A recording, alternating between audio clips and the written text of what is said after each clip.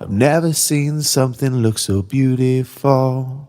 This stuff is so important, what I have in my hand here. Because a lot of the time people ask me, when was this made? Well, on the outside, silver usually looks the same, whether it was made hundreds of years ago, or thousands of years ago, or yesterday. It still looks like silver. So, without any kind of background information about the piece, we usually don't know. The only thing you can go off of are maker's marks and model numbers. And sometimes companies have date symbols. But other than that, we don't know unless we have something that gives your pieces some background information. And this is what I have today. I have background information. This is so critical to understanding a market and understanding history of something. And that's why I'm making this video. The silverware basically today is an afterthought. I hope you guys enjoy, because I had so much fun looking through this. Hey guys, Good Marks Good here, and I hope you guys are having a fantastic day. Now, I got a box of silverware here, and it's really cool, because I want to share this with you guys. We have a lot of the original paperwork and inserts that came with the box. And we're going to go through that later, because there's some really interesting information in this packet over here. I got a bunch of different inserts. Let's look at the silverware first of all, guys. This pattern is called Reverie, and it's in Oneida, and it's marked Nobility Plate, and I've done a little bit of research on Nobility Plate. They appear to have been manufactured by Oneida, but for another company that they were calling themselves the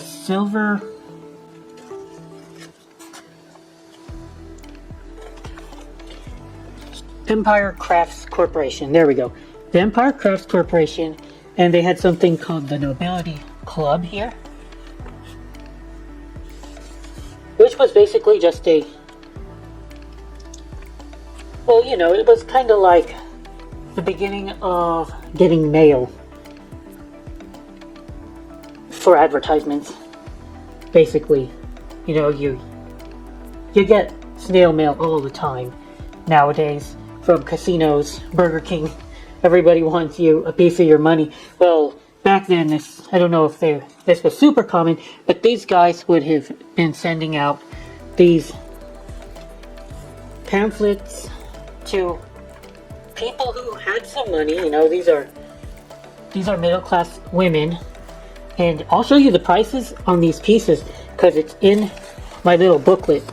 All this original ephemera here is with this set, and that's why I wanted to make a video specifically about it, because it's not every day that I get this much ephemera original to the set. Unfortunately, I do have damage to the box. This has fallen off of the box. It would be upside like this so that you can put pieces in between these slots. Unfortunately, we just cannot do that right now. I was trying to remove the nails here with a hammer, and I got all this way this far before I started getting scared, because me and a hammer is not a good combination. I could kill myself trying to take these nails off. So I decided that it's not worth it. Definitely got these nails in pretty deep in this wood. That'll definitely hurt the value of the box, but somebody else could repair it if they tried to. Let's talk about this pattern here. It's called Reverie. And it's a humongous pattern. It's huge, guys. And the cool thing about this is that we have the original purchase order, which shows everything they bought. An entertainment program for every month of the year. Don't miss a single one of these valuable entertainment guides. So it was like a newsletter, guys. It was like a newsletter. I don't know if this was cutting edge at the time. But you guys have to remember, this is post World War II, like right after World War II ended. Y'all will see this.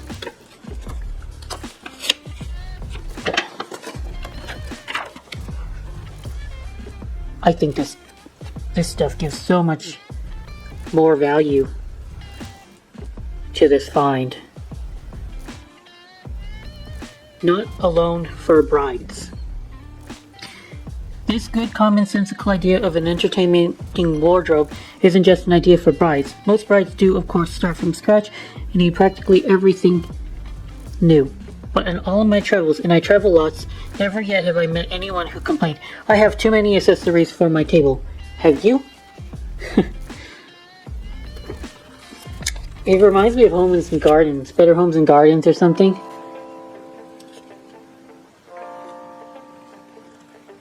You are the leading lady.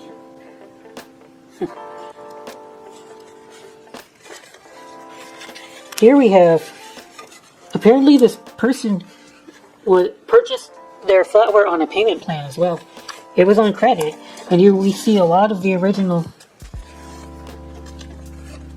statements, and even a name. A name here.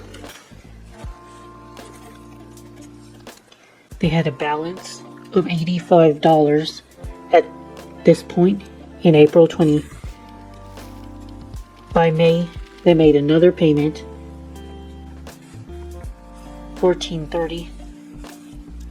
Their balance was $71.50. It starts from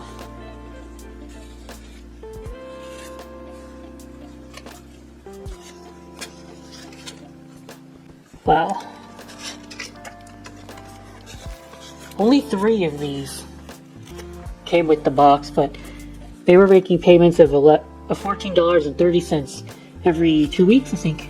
How much was $14.30 in 1955? Let's look up an inflation calculator. I know they're not perfect, guys. I know they're not perfect, but let's see. The value is $14.95 in 1955 is equivalent in purchasing power to about $176. At this time, this woman was purchasing the silverware on a payment plan about comparable to how much we're paying for like your cable bill or your phone plan. You know, it's not a huge amount that will break you, but it's definitely not something to be trifled with. You're definitely working for this kind of money. We've got the full bill of sale somewhere. Let's see. Oh, and you even have an insurance certificate. An insurance certificate here. Here we are. This is the gold right here.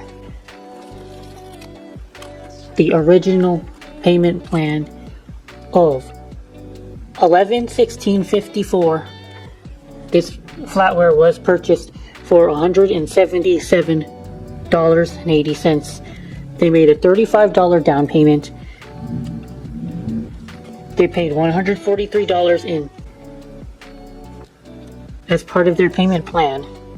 Monthly $14.30, $177.80. Total, I already said that, sorry. Now let's look that up. I'm curious. And that would be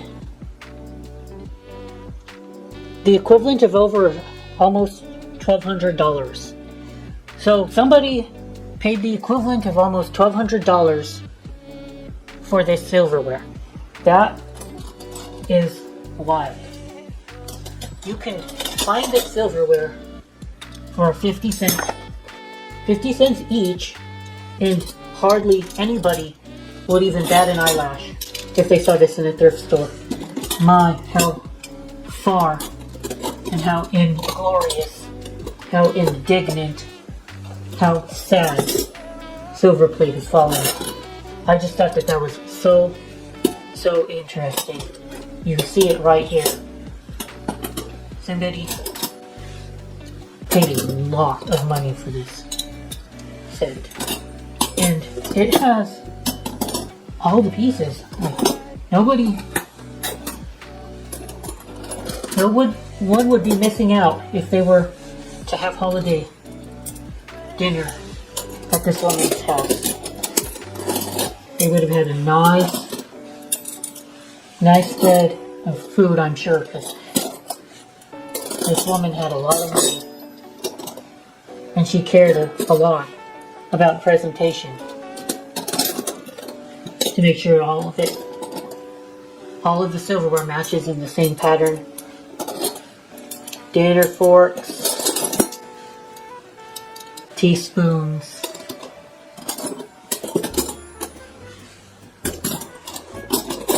salad forks.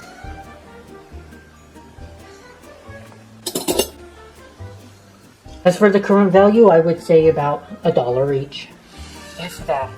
So I think, as very, very cool as the original Ephemera is, I don't think that it would add that much of the value to the piece, to the set as a whole, because just nobody collects this stuff. Almost nobody collects this stuff. So if you are in the market for a really cool antique silverware set at an affordable price, find treasures like this, because they're not going to be out there forever. We are sleeping on this stuff, but I don't have it in my heart to destroy the box, even though it's rough. I'm still going to sell it as a complete set. I am not going to break this piece up. I'm not going to break anything apart. Everything original to this set will still be sold to you if you want to purchase it. And I think I would be happy with $120 plus shipping.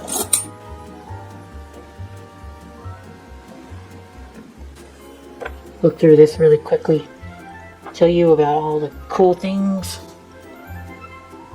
Oh, they had a membership, so you could earn extra pieces if you were a part of their club.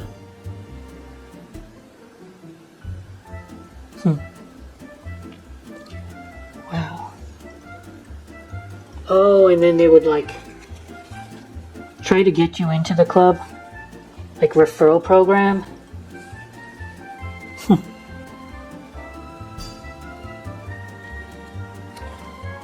Why does this kind of remind me almost of an MLM scheme in the 50s?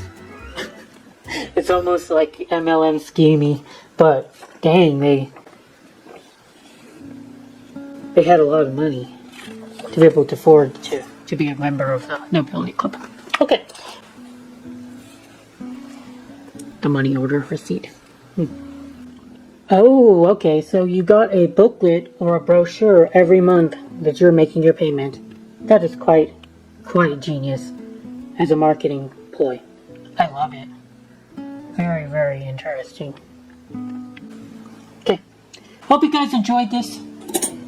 Even though it wasn't really talking about the silverware very much, I think that the silverware today takes a backseat on all the cool stuff that came with the silverware. Thank you guys for watching. Good Marks, get out.